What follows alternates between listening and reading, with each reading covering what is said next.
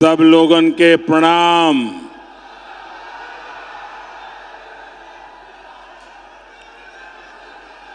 रउआ सबके गोड़ लागत थी, प्रणाम करत थी।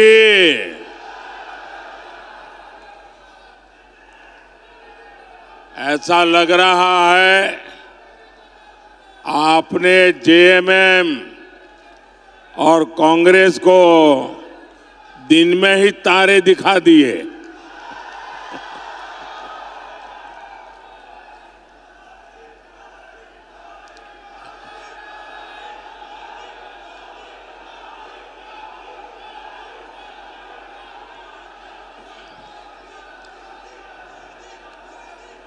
वहां जो पीछे सिक्योरिटी के और प्रशासन के लोग काम करते हैं, मैं देख रहा हूं कि बहुत लोग आ रहे हैं, लेकिन शायद उन्होंने एंट्री पॉइंट बहुत कम बनाए हैं, इसलिए लोगों को अंदर आने में दिक्कत हो रही है। अच्छा होगा, अब एकदम पीछे आना है तो आने दीजिए, इतनी स्क्रूटिनी करने की क्या जरूरत है।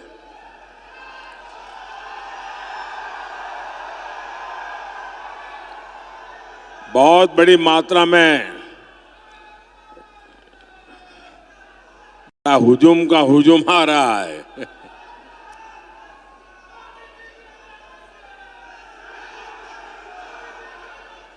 शायद यहां से मेरी बात वो प्रशासन वालों को सुनाई देगी कि नहीं मुझे मालूम नहीं, अदरवाइज यहां के कोई व्यक्ति जाके वहां समझाएं ताकि ज्यादा लोग अंदर आ सकें।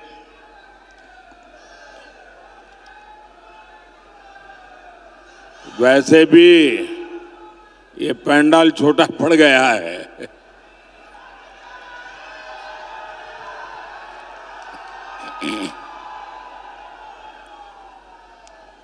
साथियों, मैंने लंबे अरसे तक पार्टी के संगठन का काम किया है। यहां झारखंड में भी हर इलाके में जाया करता था, चुनाव लड़वाए भी हैं, चुनाव लड़े भी हैं, लेकिन सुबह 10 साढ़े 10 बजे इतनी बड़ी रैली करने की हिम्मत मैं नहीं कर सकता था। मैं यहां आपकी पूरी टीम को बधाई देता हूं भाई, इतनी बड़ी रैली सुबह 10:30 बजे करना ये बहुत बड़ी ताकत लगती है। आपने बड़ा कमाल किया है जी।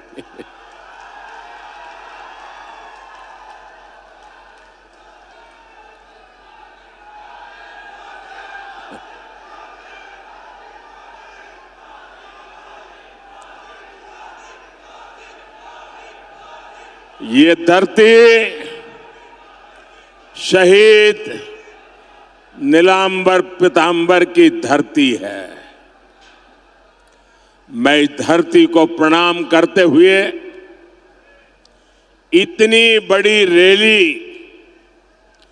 इतनी बड़ी संख्या में माताएं बहनें, आपका ये आशीर्वाद, आपका ये प्यार मैं कभी नहीं भूल सकता हूं।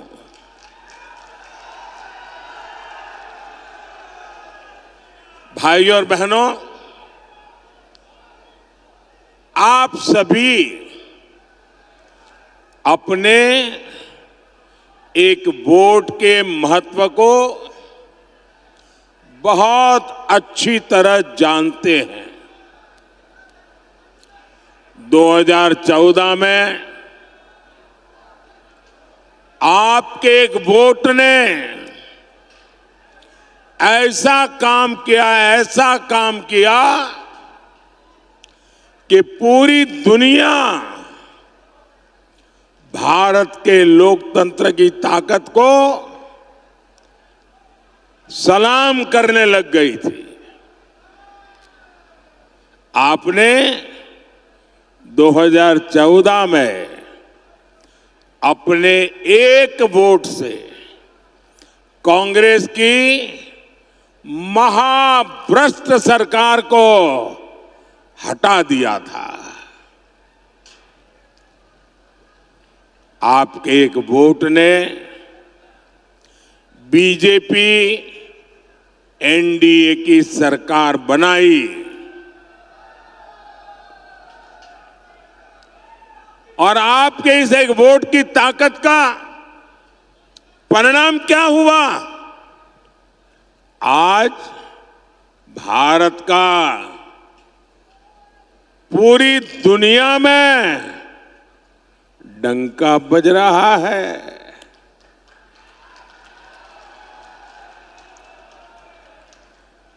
500 साल से हमारी कितनी ही पीढ़ियां संघर्ष करती रही, इंतजार करती रही, लाखों लोग शहीद होते रहे। 500 साल लंबा अविरत संघर्ष चला। शायद दुनिया में इतना लंबा अविरत संघर्ष इतिहास में कहीं नहीं हुआ होगा जो अयोध्या में हुआ।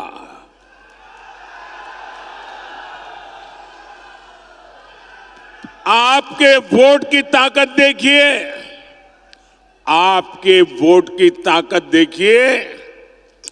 500 साल तक लड़ाई लड़नी पड़ती थी, 500 साल तक इंतजार करना पड़ता था, 500 साल तक अनेक पीढ़ियां बीत गई, लेकिन जो काम नहीं हुआ वो आपके एक वोट से आज राम मंदिर बन गया।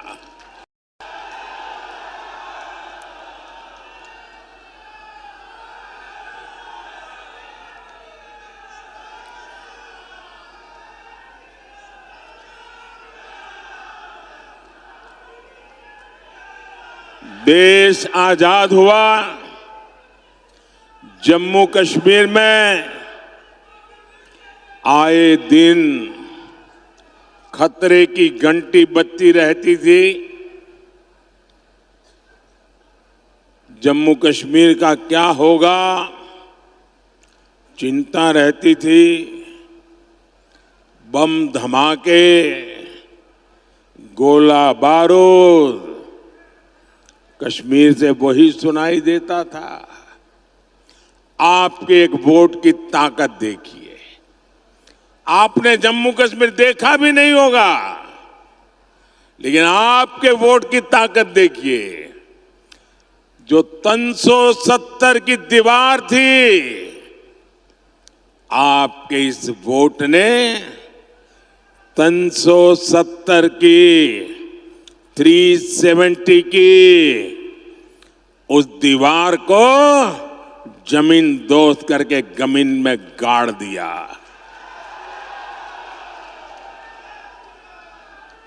आए दिन हमारे झारखंड में, छत्तीसगढ़ में, उड़ीसा में, बिहार में, आंध्र में, पशुपति से लेकर के तिरुपति तक नक्सलवाद, आतंकवाद फैला करके यहां की धरती को लहूलुहान कर देता था। कितनी माताएं अपना जवान बेटा खो देती थी। पाल पोस करके बड़ा किया बेटा गलत संगत में आकर बंदूक उठाकर जंगलों में भाग जाता था। आपके एक वोट ने कितनी माताओं की आस पूरी की, बच्चों को बचा लिया। आपके एक वोट ने इस धरती को लहूलुहान करने वाले नक्सलवादी आतंकवाद से मुक्ति दिला दी। ये आपके एक वोट की ताकत है। साथियों, याद करिए कांग्रेस के समय क्या हाल था। यहां बम फूटते थे, आतंकवादी गोलियां चलाते थे, निर्दोषों को मौत के घाट उतारते थे और दिल्ली की सरकार पाकिस्तान को लव लेटर भेजती थी, लव लेटर। अमन की आस लगाती थी, अमन की आस। पाकिस्तान जितने लेटर जाता थे उससे ज्यादा आतंकी भेजता था और बम गोले लेकर वो देश में खून की होली खेलते थे। और जब आपने एक वोट दिया ना, उस वोट ने मुझ में इतना दम भर दिया, इतना दम भर दिया, मैंने आते ही कह दिया इनफ इज इनफ, बहुत हो चुका है, अब ये खेल नहीं चलेगा, मां भारती का अपमान नहीं सहूंगा, निर्दोषों को नहीं मारने दूंगा। आज नया भारत डोजियर नहीं भी देता, ये नया भारत है घर में घुसकर मारता है। सर्जिकल स्ट्राइक, एयर स्ट्राइक के तमाचे ने पाकिस्तान को हिलाकर रख दिया था। पहले एक समय ऐसा था, कोई महीना ऐसा नहीं जाता था कि जब झारखंड, बिहार के इस इलाके से देश की सेवा करते करते हमारे नौजवान सीमा पर शहीद न होते हो, कश्मीर में शहीद न होते हो और तिरंगे में लिपट करके उनकी शरीर वापस न आते हो। ये हर महीने चलता था। आज वो सब बंद हो चुका है। ये आपके वोट ने किया है। एक वो स्थिति थी जब आतंकी हमले के बाद कांग्रेस की डरपोक सरकार दुनिया भर में जा जाकर रोती थी। ये स्थिति कि पाकिस्तान, वो वक्त चला गया जब हम दुनिया में जाकर के रोते रहे। आज स्थिति ये है, पाकिस्तान दुनिया भर में जा जा करके रो रहा है। बचाओ बचाओ चिल्ला रहा है। आज पाकिस्तान के नेता कांग्रेस के शहजादे को पीएम बनाने के लिए दुआ कर रहे हैं, लेकिन मजबूत भारत तो अब मजबूत सरकार ही चाहता है। ये दृश्य दिखाता है पूरा हिंदुस्तान में से हर कोई कहता है मजबूत भारत के लिए मजबूत सरकार, मजबूत सरकार के लिए मोदी सरकार। फिर एक बार, फिर एक बार, फिर एक बार, भाइयों और बहनों, मुझे सीएम और पीएम के रूप में देशवासियों की सेवा करते करते अब 25 साल हो जाएंगे। आपके आशीर्वाद से 25 साल हो गए। मोदी पर एक पैसे का घोटाले का आरोप नहीं लगा है।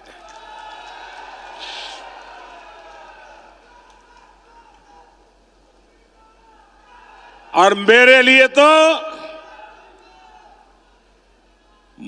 तो मेरी ये मां बहनें बैठी है ना, उनकी दुआ, उनके आशीर्वाद ही मेरे लिए बहुत है, काफी है। मुझे जीवन में और किसी की जरूरत नहीं है जी। मैं आज भी पद, प्रतिष्ठा, सुख समृद्धि, इन सब से दूर वैसा ही हूं जैसा आपने मुझे यहां भेजा था। मोदी मौज नहीं, मिशन के लिए पैदा हुआ है।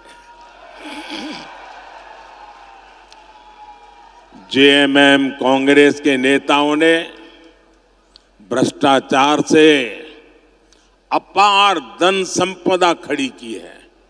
मेरे पास अपनी साइकिल भी नहीं है, न मेरा घर है।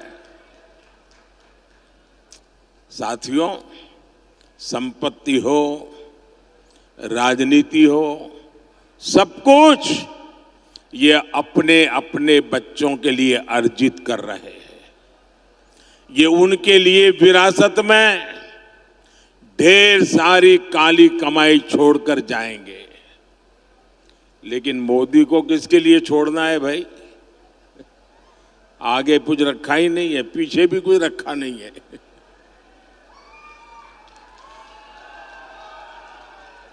मेरे वारिस तो आप सब ही है।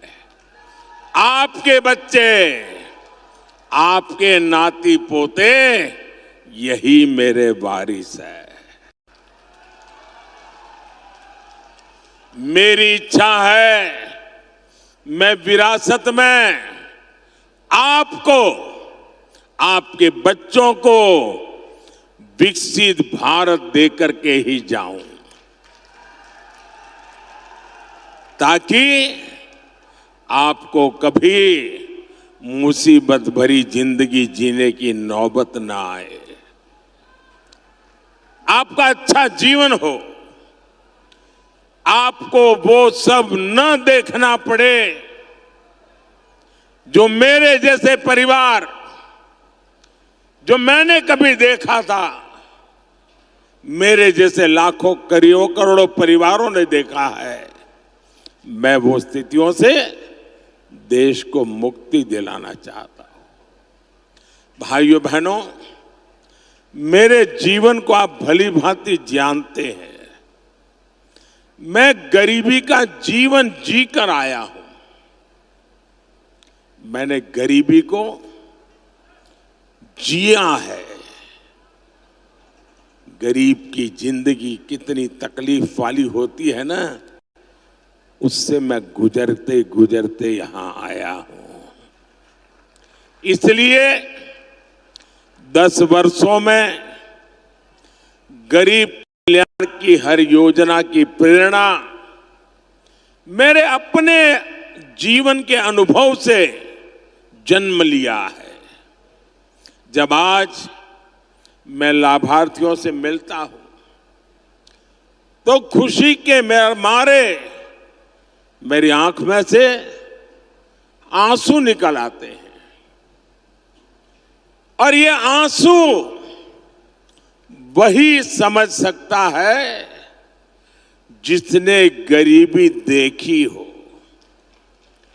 जिसने कष्ट में जीवन गुजारा हो, जिसने मां को धुएं में खांसते देखा नहीं, उसको ये आंसू कभी भी समझ नहीं आ सकते। जिसने अपना पेट बांधकर मां को सोते नहीं देखा, जिसने लोटा भर पानी पीकर मां को भूख मिटाते नहीं देखा, जिसने अपनी बीमारी को छिपाते नहीं देखा, शौचालय के अभाव में पीड़ा और अपमान सहती मां को नहीं देखा, वो मोदी के इन आंसुओं का मर्म नहीं समझेगा। लेकिन भाइयों और बहनों, ये कांग्रेस के साजिदे मोदी के आंसुओं में अपनी खुशी ढूंढ रहे हैं। कहते हैं मोदी के आंसू अच्छे लगते हैं। ये निराश हताश लोग अब इतने कुंठित हो गए हैं। एक कहावत है, जाके पांव न फटे बिवाई, जाके पांव न फटे बिवाई, सो क्या जाने पीर पराई। कांग्रेस के शाहजादे की हालत वही है। वो तो गर्व से कहते हैं कि उनके घर में कई प्रधानमंत्री थे, खुद चांदी के चम्मच से खाते रहे, गरीब की, दलित आदिवासी की झोपड़ी में फोटो खिंचवाते रहे, लेकिन गरीब के लिए कुछ नहीं किया। मोदी के 10 साल के सेवा काल में 25 करोड़ देशवासी गरीबी से बाहर निकले हैं। इसलिए वो आज भाजपा को आशीर्वाद दे रहे हैं। यही मेरे गरीब भाई बहन है, उन्हीं के आशीर्वाद, यही तो मेरी शक्ति है, यही तो मेरी पूंजी है। साथियों, कांग्रेस ने, उसके सहयोगियों ने पलामू को भी तो अपने हाल पर छोड़ दिया था। दिल्ली में बैठे इनके नेताओं को नक्शा दिखाकर पूछ लीजिए कि पलामू कहां है तो पता ही नहीं होगा। ऐसे ही जिलों में देश के सबसे ज्यादा दलित, आदिवासी, पिछड़े ये मेरे भाई बहन रहते हैं, लेकिन इसकी उन्हें परवाह ही नहीं थी। ऊपर से ऐसे जिलों को पिछड़ा जिला कहकर पलामू को अपमानित किया जाता था। ये तो बैकवर्ड डिस्ट्रिक्ट है, बैकवर्ड डिस्ट्रिक्ट, यानी कोई अच्छा अफसर यहां आने को तैयार नहीं। ये हाल बना के रखा। आपने मुझे 2014 में सेवा का मौका दिया। मैंने कहा ऐसे नहीं चलेगा। मैंने पिछड़ा सारी जो इन जिलों को उन्होंने बैकवर्ड करके बर्बाद करके रखा था ना, मैंने कहा ये आकांक्षी जिले हैं, यहाँ के लोगों के भी सपने हैं, यहाँ के लोगों की भी आकांक्षाएं हैं। मैं उससे मरने नहीं दूंगा, मैं उसमें नई जान भर दूंगा और मैं इन आकांक्षी जिलों को होनहार जिला बना करके रहूंगा। पहले अफसर ऐसे जिलों में आने से डरते थे। अफसरों को लगता था कि यहां पोस्टिंग मतलब मेरा पनिशमेंट पोस्टिंग हो गया, सजा देने के लिए मुझे तैनात किया जाता था। मैंने देश के सबसे अच्छे अफसरों को पलामू में लगाया। अब मेरे पलामू के लोगों की मेहनत देखिए। पलामू में आकांक्षी जिला कार्यक्रम से शुरू होने से पहले और अब आसमान जमीन का फर्क आ गया है। 100 में से सिर्फ 14 गरीब परिवार ऐसे थे जिनके पास पक्के घर थे। आंकड़ा याद रहेगा, 100 में से 14। आज पलामू में करीब करीब हर परिवार के पास पक्का घर हो रहा है। और मैं आपको भी कहता हूं, जब इस चुनाव अभियान में आप गांव-गांव जाएंगे ना, और गांव में कहीं भी कच्चा मकान दिखे, कोई परिवार को अजीब पक्का अगर पहुंचा नहीं है, ऐसे एक दो लोग मिल सकते हैं, उनको नाम पता लेकर के मुझे भेज दीजिए। मैं आपको गारंटी देता हूं, मैं आपको गारंटी देता हूं, तीसरे टर्म में जब मैं अगली बार प्रधानमंत्री बनूंगा, उनका घर पक्का बना करके दे दूंगा। और आप लोग भी मुझे जानते हो नहीं जानते हो, आप मान लीजिए मेरे लिए आप ही मोदी हैं, जाके गारंटी दे देना।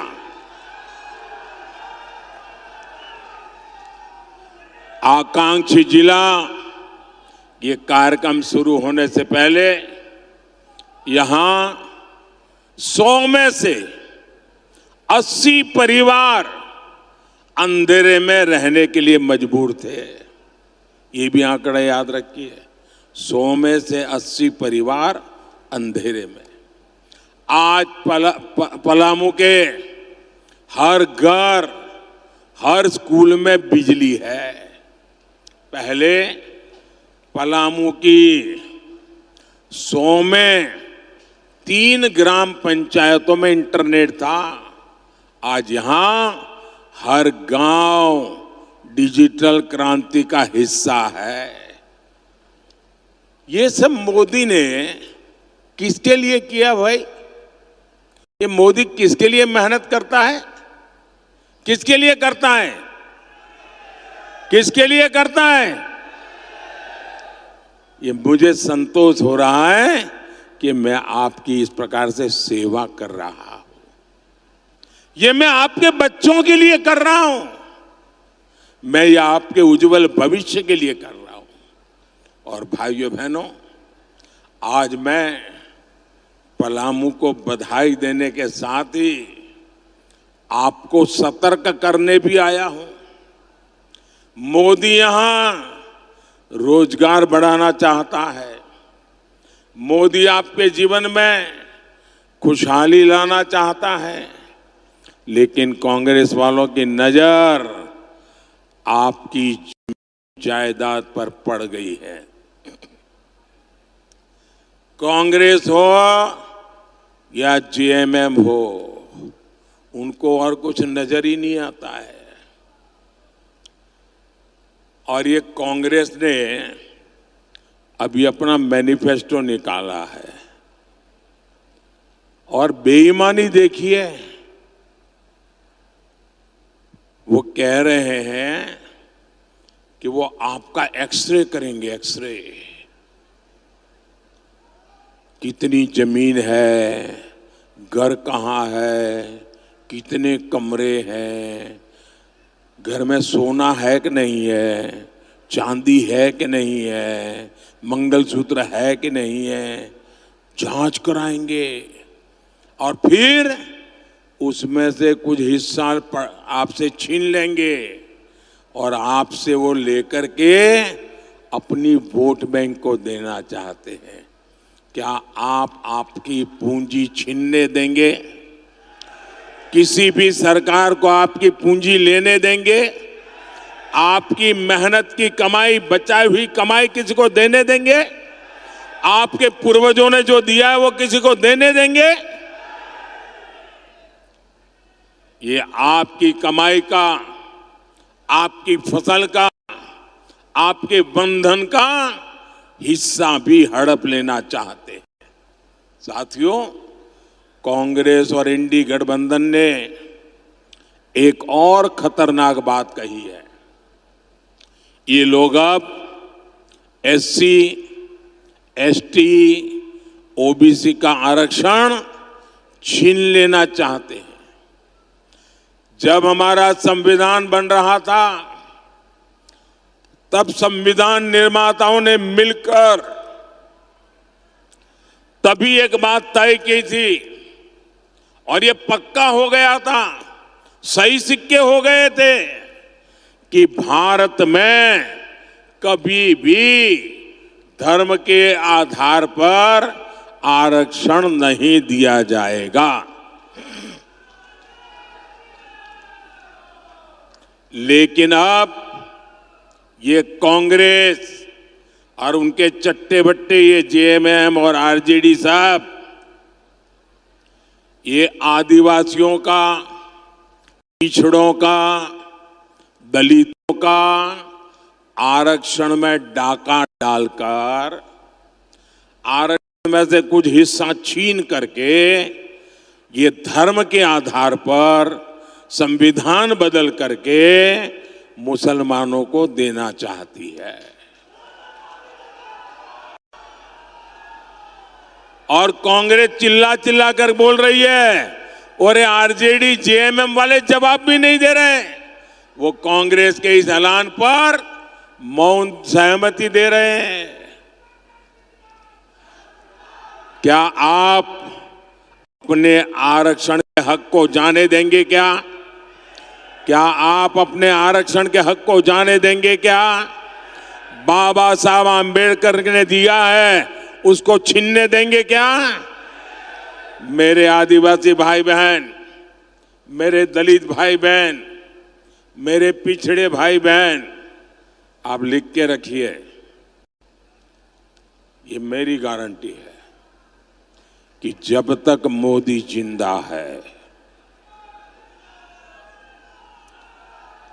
जब तक मोदी जिंदा है, दलितों के, आदिवासियों के, पिछड़ों के आरक्षण में से रत्ती भर मैं धर्म के आधार पर उनकी वोट बैंक को नहीं देने दूंगा।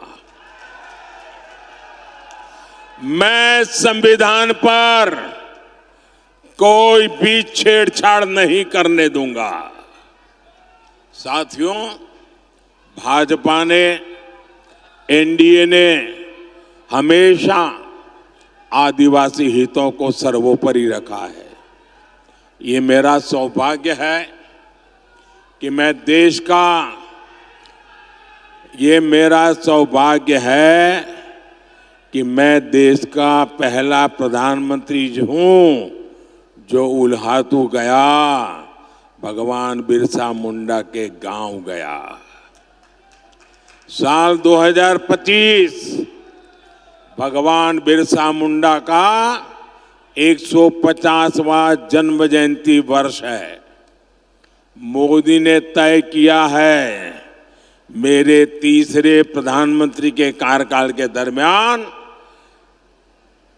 हमारे बिरसा मुंडा जी के 150वीं जयंती हिंदुस्तान के हर कोने में शान से मनाई जाएगी। बिरसा मुंडा का जन्म, उस जन्म दिवस को जनजातीय गौरव दिवस मनाते हैं। 150 साल निमित्त जनजातीय गौरव वर्ष के रूप में मनाया जाएगा।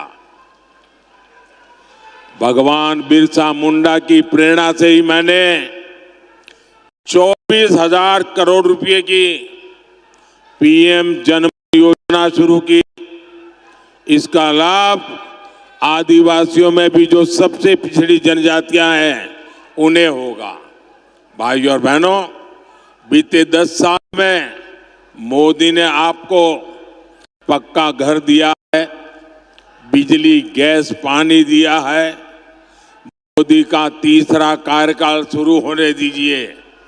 जिन जिन लोगों को अब तक मोदी की योजनाओं का लाभ नहीं मिल पाया है, उन्हें भी इसका लाभ मिलेगा और ये मोदी की गारंटी है। साथियों, एनडीए सबका साथ, सबका विकास के लिए प्रतिबद्ध है। यहां झारखंड में आजसू पार्टी और सुदेश महतो जी के साथ उनके मिलकर के आज एनडीए एक ताकत से लड़ाई लड़ रही है। आपको पलामू से हमारे विष्णु दयाल राम जी को ज्यादा से ज्यादा मतों से विजयी बनाना है। ये हमारे विष्णु दयाल जी इतने सरल है कि पार्लियामेंट में जब किसी को मैं उनका परिचय करवाता हूं कि डीजीपी थे तो मानने को तैयार नहीं है। एकदम सरल, जमीन पर रह करके सुख दुख के साथी ऐसे आपके उम्मीदवार हैं। देश को ऐसे लोगों की जरूरत है। 13 मई को आपको अपना बूथ जीतना है। जीतेंगे, पोलिंग बूथ जीतेंगे। मुझे चुनाव तो जीतना है, पोलिंग बूथ भी जीतना है। आप घर घर जाएंगे, जरा दोनों हाथ ऊपर करके बताइए, घर घर जाएंगे, मतदाताओं को मिलेंगे। अच्छा, पोलिंग के दिन छोटी छोटी यात्राएं निकाल करके मतदान करवाइए। रामधुन करते करते जाइए, उत्सव का माहौल बनाइए और भारी संख्या में मतदान कराइए। कितनी ही गर्मी क्यों ना हो, पहले मतदान फिर जलपान। अच्छा, मेरा एक काम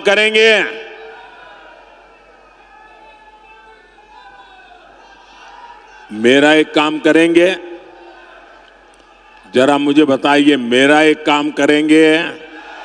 हाथ ऊपर करके बताइए, मेरा एक काम करेंगे? मेरा पर्सनल काम है, करेंगे? ये चुनाव का काम नहीं है, करेंगे? ये मोदी का काम है, करेंगे? मेरा एक काम करना, घर घर जाना, जाकर के कहना कि मोदी जी आए थे और मोदी जी ने आपको जय श्री राम कहा है। मेरा जय श्री राम पहुंचा देंगे? पक्का पहुंचा देंगे? बोलिए भारत माता की, भारत माता की, भारत माता की। बहुत बहुत धन्यवाद।